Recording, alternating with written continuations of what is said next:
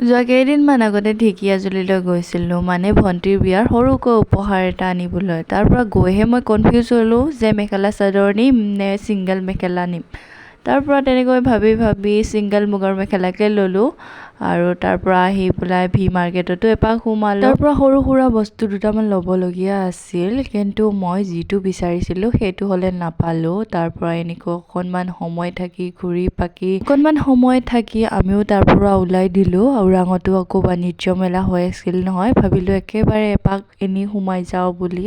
এইকেইদিন পিছে হৈ থকা শুনি আছিলোঁ, পিছে যোৱাহে হোৱা নাছিলে, সেইকাৰণে ভাবিলোঁ একেবাৰে সোমাই যাওঁ বুলি। আৰু দোকান বজাৰো ইমান বেছি অহা নাই বাৰু, কেইখনমানে আহিছে আৰু যিখিনি বস্তু আহিছে সেইখিনি বস্তু বাৰু আমাৰ ইয়াতো পায়েই যিহেতু, সেইকাৰণে মই ভাবিলোঁ একো ল'বলগীয়াও নাই একো নলওঁ বুলি। তাৰপিছত ৰাতিলৈ আছিলে আইতাহঁতৰ ঘৰত ভাত খোৱা, তাতে ভাত খাবলৈ গ'লোঁ। বাছ